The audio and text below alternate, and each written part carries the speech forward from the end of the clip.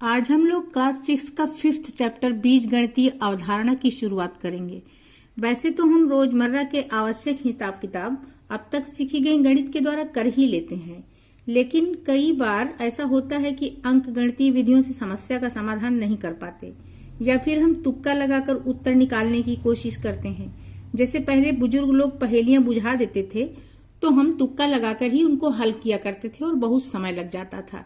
जैसे एक पहेली है, सूका बकरी धेली गाय 5 रुपए में भैंस बिकाए, 20 रुपया 20 जीव जितने भैंसी उतनी गाय, तब तुम बूझो कितनी बकरी कितनी भैंसे कितनी गाय।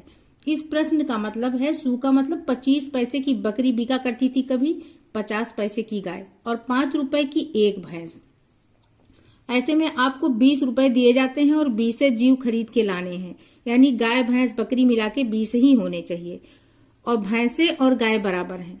इस प्रश्न को हम अगर हल करना चाहें तो या तो हम तुक्के से हल करेंगे या फिर हम इसको एक अन्य विधि के द्वारा हल कर सकते हैं, जिसमें हम संख्याओं के साथ साथ अक्षरों का भी प्रयोग करेंगे, तब ये बहुत आसानी से लग जाएगा।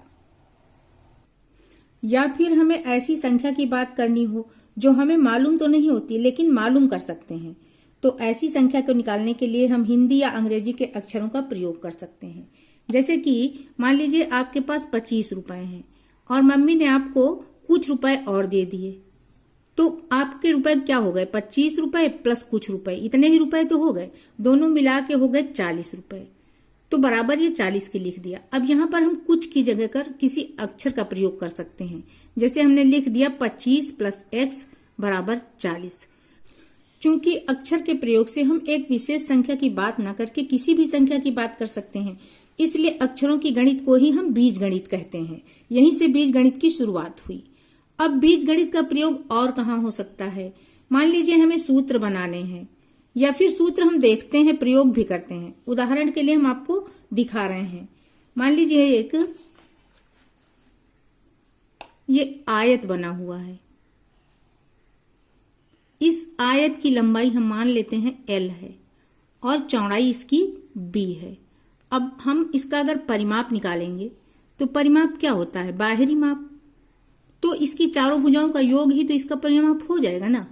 मान लीजिए ये L है तो L, इसके बाद ये भुजा ले रहे हैं प्लस B, फिर नीचे वाली बराबर ही होगी ये और ये, चूंकि आयत है तो फिर हम इसमें L जोड़ेंगे और ये वाली जो है ये B हो जाएगी, तो अब फिर B हम जोड़ेंगे, तो इसका परिमाप L plus B plus L plus B हो गया।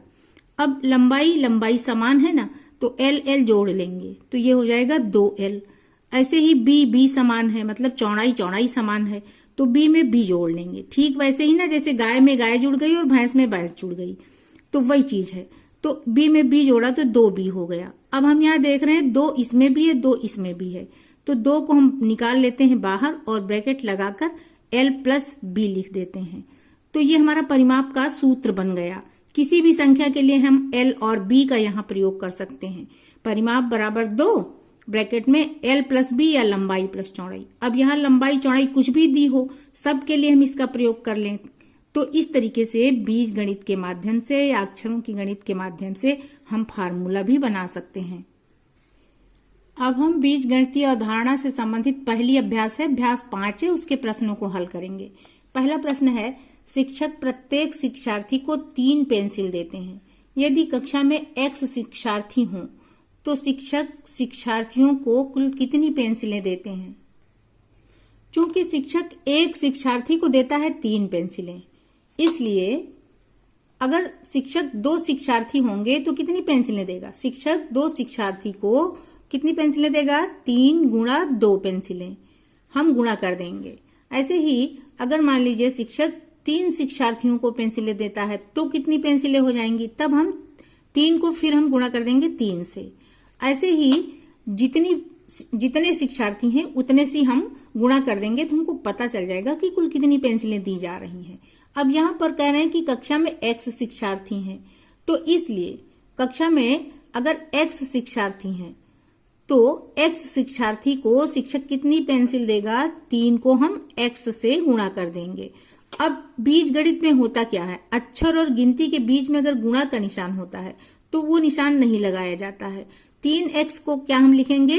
3 गुणा x को हम लिखेंगे 3x।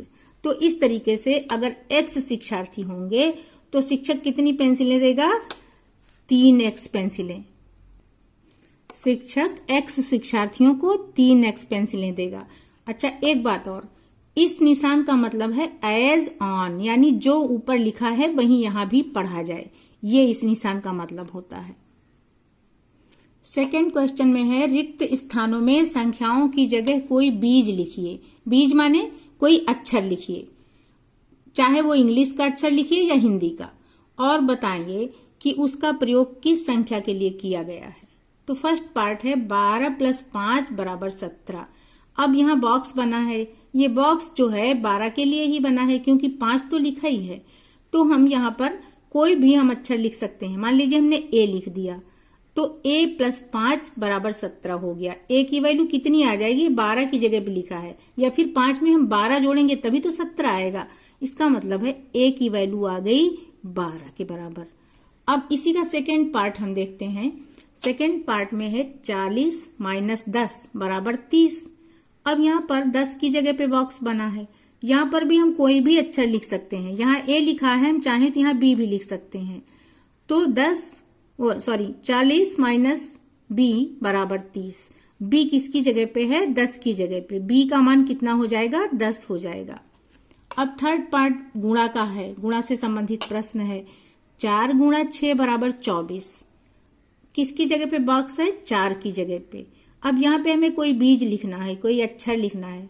मान लीजिए हमने यहाँ पे c लिख दिया, तो क्या आ गया? c × 6 = 24। c का मान कितना आ गया? c का मान आ गया 4। अब अगला पार्ट है भाग से संबंधित। 35 / 5 = 7। अब 35 भाग, यहाँ पे हमें कोई अक्षर देना है, हम चाहें तो d दे दें या जो चाहे वो अक्षर हम दे सकते हैं, बराबर 7। तो यहाँ d की वैल्यू क्या आ गई? हम देख के ही जान रहे हैं कि d की वैल्यू 5 आ गई है।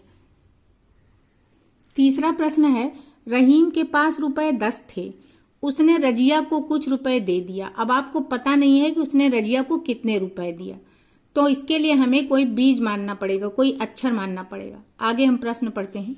उसके पास कितने रुपए बचे? इस संबंध को अक्षर संख्याओं की सहायता से व्यक्त कीजिए। चूंकि रहीम ने रजिया को कुछ रुपए दिए, हमें निश्चित तो पता नहीं है कि कितने रुपए दिया, इसलिए हम मान लेते हैं, माना रहीम ने रजिया को x रुपए दिए। अब x रुपए किस में से दिया? इसी 10 में से। तो अब उसके पास जो रुपए बचेंगे वो इस 10 में से x कम होके बचेंगे। तो रहीम के पास शेष रुपए कितने बचे? 10 रुपए उसके पास थे, उसने इसी से निकाल कर x दे दिया, तो x हो जाएंगे माइनस। तो रहीम के पास शेष कितने रुपए बचे? 10 - x रुपए। क्वेश्चन 4 है एक बगीचे में कुछ पेड़ थे, 50 पेड़ और लगा देने पर पेड़ों की संख्या 120 हो गई। इस कथन को अक्षर संख्या की सहायता से व्यक्त कीजिए। हम मान लेते हैं बगीचे में जी पेड़ थे। अब जी पेड़ पहले से थे, 50 पेड़ और लगा दिए गए, यानी इसमें मिल गए 50 पेड़। जी और 50 जब मिल गए तो कुल कितने हो गए? पेड़ों की संख्या हो गई 120। तो इस तरीके से इस कथन को हमने अक्षर और संख्या को मिला के इस तरीके से दिखा दिया। अक्षर n और m के प्रत्येक प्रतिरूप को तीलियों से बनाने के लिए आवश्यक तीलियों की संख्या के लिए नियम ज्ञात कीजिए। नियम लिखने के लिए एक चर का प्रयोग कीजिए। अब यहाँ पर चर का मतलब ऐसी चीज जो कि बदल सकती है, तो इसके लिए अक्षर का ही हम प्रयोग करते हैं क्योंकि अक्षर ही बदल सकते हैं, अक्षरों की वैल्यू बदल सकती है। यदि हम तीलियों से एक n बनाएंगे तो कितनी तीलियां लगेंगी? एक तीली ये हो गई, एक ये हो गई और एक ये हो गई। तो इस तरीके से एक n बनाने में 3 तीलियां लगेंगी। तो n का एक प्रतिरूप यानी एक मॉडल इस तरह का जब बनाएंगे तो तीलियों की संख्या क्या हो जाएगी? 3 हो जाएगी। अब हमें चूंकि इसके लिए नियम तैयार करना है तो हम ये देख लेते हैं कि अगर हम n के 2 प्रतिरूप बनाते हैं तो कितनी तीलियां लगेंगी? 3 × 2। ऐसे ही हम जितने प्रतिरूप बनाएंगे उतनी ही तीलियां लगेंगी। अब नियम बनाने के लिए हम किसी अक्षर या बीज का प्रयोग करेंगे, चर का प्रयोग करेंगे। तो हम मान लेते हैं कि n के हमें p प्रतिरूप तैयार करने हैं। तो n के p प्रतिरूप बनाने के लिए तीलियों की संख्या कितनी हो जाएगी? हम कितने से गुणा करेंगे, 3 को p से गुणा करेंगे, 3 गुणा p। अब हमने पहले ही बता दिया कि जब अक्षर और गिनती दोनों का गुणा होता है तो गुणा का निशान नहीं लगाते हैं। तो इस तरीके से n के p प्रतिरूप बनाने के लिए तीलियों की संख्या हो जाएगी 3p। यही इसके लिए नियम हो गया।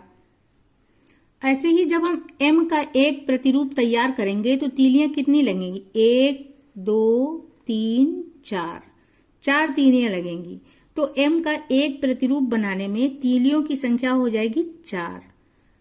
अब अगर हम m के 2 प्रतिरूप बनाते हैं तो 2 प्रतिरूप बनाने में तीलियों की संख्या कितनी हो जाएगी, 4 गुणा 2।